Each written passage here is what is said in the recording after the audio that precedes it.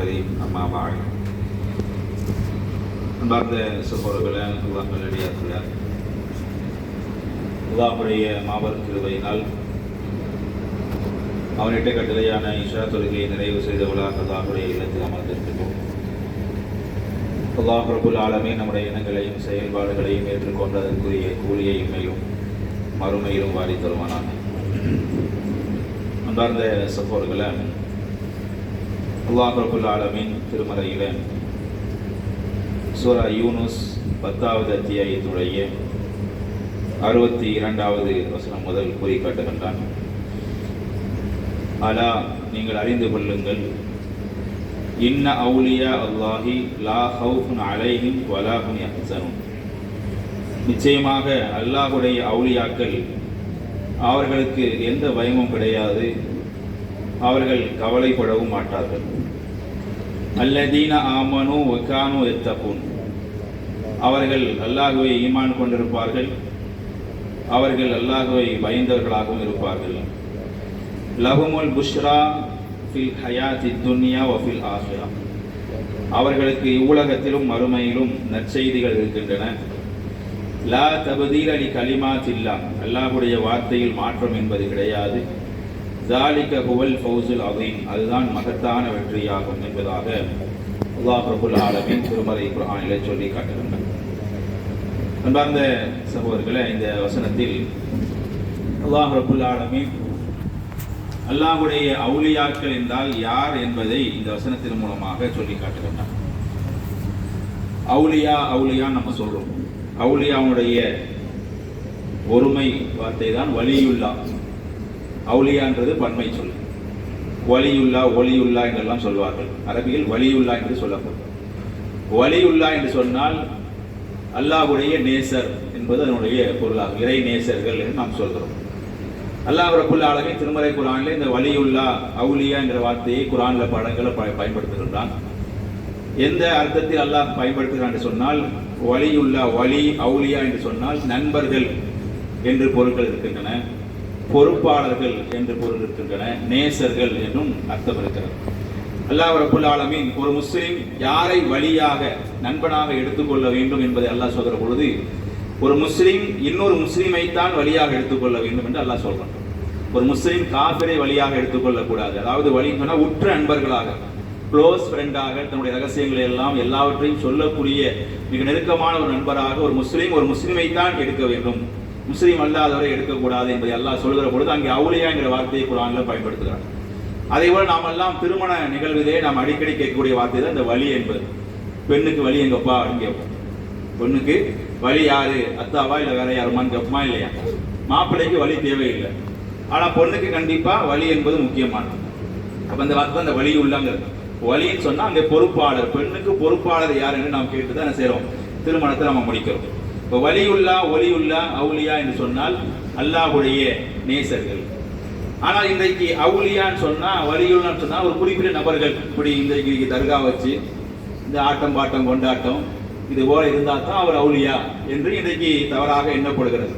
ஆனால் அல்லாஹ் அவுலியான யாரு என்பதை அல்லாஹ் இந்த வசனம் சொல்லி காட்டுறான். யாரெல்லாம் அவுலியா ஆக முடியும் என்பதை அல்லாஹ் சொல்லும்போது எப்படி சொல்றான்? அலா, அறிந்து கொள்ளுங்கள், இன்ன அவுலியா அல்லாஹி லா ஹவுஃபுன் அலைஹிம் வலா ஹும் யஹ்சனூன். நிச்சயமாக அல்லாஹ்வுடைய அவுலியாக்களுக்கு எந்த கவலையும் கிடையாது, அவர்கள் பயப்படவே மாட்டார்கள்.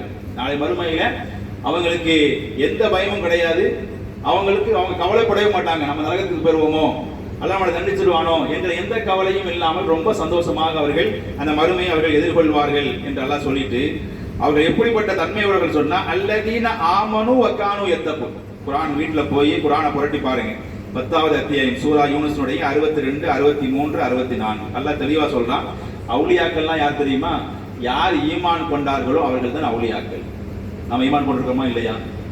நம்மளாம் அல்லாஹ் ஈமான் கொண்டிருக்கோமா இல்லையா? அப்ப இன்ஷா அல்லாஹ் நாம என்ன செய்யலாம்? அவுலியாவா ஆகலாம். அதே போல அல்லாஹ் சொல்றான், வகானு யத்தகூன். ஈமான் கொண்டவர்கள் மட்டுமல்ல, அல்லாஹ்வை உண்மையிலேயே பயப்படக்கூடியவர்கள், தக்வாதாரிகள். அல்லாஹ்வை ஈமான் கொண்டு யார் அல்லாஹ்வை உண்மையிலேயே பயப்படுகிறார்களோ அந்த தக்வாதாரிகள் தான் அல்லாஹ்வுடைய அவுலியாக்கள் அல்லாஹ் சொல்றான். அப்ப நானும் அவுலியா ஆகலாம், நீங்க என்ன செய்யலாம்? அவுலியா ஆகலாம். அப்ப ஒவ்வொரு முஸ்லிம் என்ன செய்ய முடியும்? அவுலியாக்களாக ஆக முடியும். சஹாபாக்கள் அனைவருமே அவுலியாக்கள் தான். அபூபக்கர் சித்திக் ரலியல்லாஹு அன்ஹு ஒரு வலியுல்லா, உமர் ரலியல்லாஹு அன்ஹு வலியுல்லா. அந்த அந்த வலியுல்லாவுக்கு உயர்ந்த அந்தஸ்து தான் யாரு? நபிமார்கள். நபிமார்கள்ன்றவங்க வலியுல்லாவை தாண்டிய உயர்ந்த அந்தஸ்தை கொண்டவர்கள். வலியுல்லாவை விட அவர்கள் உயர்ந்தவங்க, அவன் நபி என்கிற அந்தஸ்து அவங்க இருக்கிறாங்க, ரசூல்ங்கிற அந்தஸ்து இருக்காங்க. அப்ப நபியை விட கொஞ்சம் தரம் குறைந்துதான் இந்த வலியுல்லா என்பது. சஹாபாக்கள் அனைவரும், இமாம்கள் அனைவரும், அதுக்கு பின்னால் வந்த அனைவரும், என் மறுமை நாள் வரையில் வாழக்கூடிய முஸ்லிம்கள் அனைவருமே நம்ம என்ன செய்ய முடியும்? அந்த வலியுல்லா என்கிற அந்த அந்தஸ்தை நிச்சயமாக அடைய முடியும். எப்பொழுது அடைய முடியும்? நான் ஈமான் கொண்டு நம்முடைய உள்ளத்துல எந்த அளவுக்கு தக்குவா இருக்கிறதோ, எந்த அளவுக்கு நம்ம அல்லாஹ்வுக்கு பயந்து வாழ்கிறோமோ, அந்த அடிப்படையில் நாம் என்ன செய்யலாம்? அல்லாஹ்வுடைய அவுலியாக்களாக, இறை நேசர்களாக நாம் மாற முடியும் என்பதை சில அல்லாஹ் ரப்பல் ஆலமீன் சொல்லி காட்டலாம். இன்றைக்கு அவுலியாக்கள் என்ற பெயர்ல நிறைய கட்டுக்கதைகள் சொல்லப்படுகிறது, நிறைய புத்தகங்கள் எழுதி வைத்திருக்கிறார்கள். அந்த அவுலியா அப்படி பண்ணாரு, இந்த அவுலியா இப்படி பண்ணாரு. அவுலியாக்கள்லாம் கராமத்து பண்ணணும், அதாவது அற்புதங்கள் பண்ணாதான் ஒரு அவுலியா என்று இன்றைக்கு கற்பனையான கதைகள், எதுவுமே உண்மை கிடையாது. இன்றைக்கு அவுலியாக்கள் எழுதப்பட்டுள்ள அனைத்து புத்தகங்களும், அவருடைய பெயர் சொல்லப்படுகின்ற அனைத்து கராமத்துகளும் போலியானவை, பொய்யானவை, கற்பனையானவை. கராமத்து இருக்கான்னு கேட்டா கராமத்து இருக்கு. மோஜிசா என்பது நபிமார்களுக்கு அல்லாஹ் வழங்கிய அற்புதங்கள், அதுக்கு அரபில மோஜிசா என்று சொல்வோம். கராமத்துன்னு சொன்னா அவுலியாக்களுக்கு அல்லாஹ் ரப்பல் ஆலமீன் இந்த வழக்கத்துக்கு மாற்றமான, உலக நடைமுறைக்கு மாற்றமான சில அற்புதங்களை அல்லாஹ் அவுலியாக்களுக்கு வழங்குவான். அதுல மாற்றுக்கிறதே கிடையாது. அதுதான் ஒரு முஸ்லிமுடைய நம்பிக்கை. அதுக்கு பேர் தான் கராமத் என்று சொல்வோம். அதுக்கு பேரு கராமத், அதுவும் அற்புதம் தான். அது அல்லாஹ் குர்ஆன்ல படங்களை சொல்லி காட்டுறான். கராமத்து வழங்கப்பட்டிருக்கிறது யாருக்கு? சூரத்துல் கஹ்ஃப்ல குகைவாசிகள் இருந்தாங்களா இல்லையா, அவர்களுக்கு அல்லாஹ் கராமத்தை வழங்கினான். சுமார் 309 ஆண்டுகள் அவர்கள் அந்த குகையிலே தங்கியது மிகப்பெரிய கராமத்தா இல்லையா? அப்ப அல்லாஹ் அந்த கராமத்தை சொல்லி காட்டான். அல்லாஹ் அவர்களுக்கு அந்த கராமத்தை வழங்க 309 ஆண்டுகள் அந்த குகையிலே அவர்கள் தங்கி இருந்தார்கள், தூங்கி இருந்தார்கள் என்று அல்லாஹ் சொல்லி காட்டான். அதே போல பாத்தீங்கன்னு சொன்னா மரியம் அலைஹிஸ்ஸலாத்து வஸ்ஸலாம் அவர்களை பற்றி அல்லாஹ் குர்ஆன்ல பேசுகிற பொழுது மரியம் அலைஹிஸ்ஸலாம் அவர்களுக்கு வழங்கிய கராமத்தை பற்றி அல்லாஹ் சொல்றான். ஜக்கரியா அலைஹிஸ்ஸலாத்து வஸ்ஸலாம் அவர்கள் மரியம் அலைஹிஸ்ஸலாமை சந்திப்பதற்காக மஸ்ஜிதுல் அக்ஸாவுக்கு போறாங்க. உள்ள போய் போனா அங்கே அன்றைய காலத்தில் விளையாத பழங்கள் எல்லாம் மரியம் அலைஹிஸ்ஸலாமுடைய முன்னால் அங்கே இருக்கிறது. அன்றைய காலத்தில் சீசனே இல்லாத அரிய வகை பழங்கள் எல்லாம், அன்றைக்கு கிடைக்காத பழ வகைகள் எல்லாம் எங்க யார்ட்ட இருக்கு? மரியம் அலைஹிஸ்ஸலாமுக்கு முன்னால் அங்கே இருக்குது. அவங்க சாப்பிட்டுட்டு இருக்காங்க. அப்ப கேட்கறாங்க, ஜக்கரியா அலைஹிஸ்ஸலாம் ஆச்சரியம் கேட்கறாங்க, மரியமே உனக்கு எப்படி இந்த பழங்கள் எல்லாம் கிடைச்சதுன்னு கேட்கும் பொழுது அல்லாஹ் எனக்கு கொடுத்தாங்க. அல்லாஹ் யாருக்கு நாடுறானோ அவங்களுக்கு கொடுப்பான். அப்ப அந்த இடத்துல மரியம் அலைஹிஸ்ஸலாத்து வஸ்ஸலாம் நபியா? நபி கிடையாது. ஆனால் அது போன்ற நல்லவர்களுக்கு என்ன செய்யறான்? நல்லடியார்களுக்கு அல்லாஹ் ரப்பல் ஆலமீன் கராமத்தை வழங்குகிறான். அதே போல நீங்க ஹதீஸ்ல பாத்தீங்கன்னு சொன்னா, அதே போல குகைவாசிகள் சம்பவம் ஹதீஸ்ல ஒண்ணு வரும்.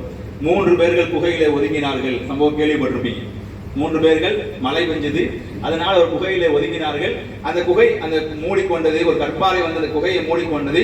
3 பேரும் என்ன நாங்க பேசிக் கொண்டார்கள், எப்படி நம்ம இந்த குகையில் தப்பிக்கிறதுன்னு சொல்லும் பொழுது அவங்க தன்னுடைய வாழ்க்கை செஞ்ச நன்மையை பத்தி அல்லாஹ்ட்ட சொல்லி முறையிட்டு துஆ செய்யுங்க, நாம இந்த கோயிலிருந்து தப்பிக்கலாம்னு சொல்லும் பொழுது அங்கே அல்லாஹ் ரப்பல் ஆலமீன் ஒரு அற்புதத்தை நிகழ்த்துறான். அவங்க துஆ செய்றாங்க, அந்த குகையிலிருந்து அந்த 3 பேரும் தப்பித்தாங்க என்று வரலாற்றுல ரசூலுல்லாஹ் சொல்லி காட்டாங்கன்னு சொன்னா, அப்ப அந்த 3 குகைவாசிகளுக்கு நடந்தது ஒரு கராமத், ஒரு அற்புதம் என்பதை அல்லாஹ்வுடைய சொல்லி காட்டுறாங்க.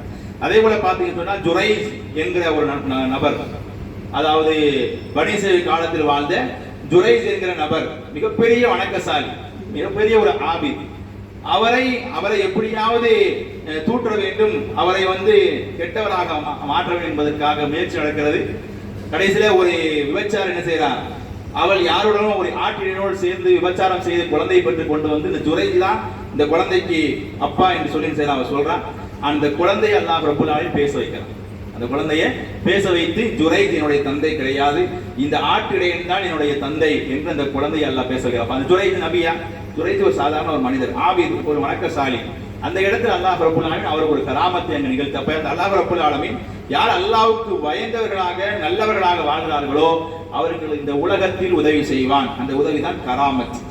ஆனால் இன்றைக்கு அவுலியாக்கள் பெயரால் எழுதப்பட்ட எதுவுமே நடந்ததாக வரலாறு கிடையாது, உண்மையாக நம்ம நிரூபிக்க முடியாது, அவை அனைத்துமே போலிகள். ஆனால் அல்லாஹ் குர்ஆனை சொல்லி காட்டுறான், ரசூலுல்லாஹ் ஹதீஸ் சொல்லி காட்டுறான், இது போன்ற கராமத்துகள் நடைபெற்றிருக்கின்றன என்று சொல்லி காட்டுறான். எனவே நாம் அனைவருமே என்ன செய்ய முடியும்? அவுலியாக்களாக மாற முடியும். நாம் எந்த அளவுக்கு ஈமான்தாரிகளாக, எந்த அளவுக்கு தக்குவதாரிகளாக நம்முடைய இருக்கிறோமோ அந்த அளவுக்கு நாமும் அல்லாஹ்வுடைய அவுலியாக்களாக மாற முடியும். அப்படிப்பட்ட நல்ல பாக்கியத்தை அல்லாஹ் ரப்பல் ஆலமீன் நம் அனைவருக்கும் தந்த புரிவானாக. வாஹிர் தஅவானா அனில் ஹம்துலில்லாஹி ரப்பில் ஆலமீன். அஸ்ஸலாமு அலைக்கும் வரஹ்மத்துல்லாஹி வபரகாத்துஹு. سبحانك اللهم وبحمدك أشهد أن لا إله إلا أنت أستغفرك وأتوب إليك.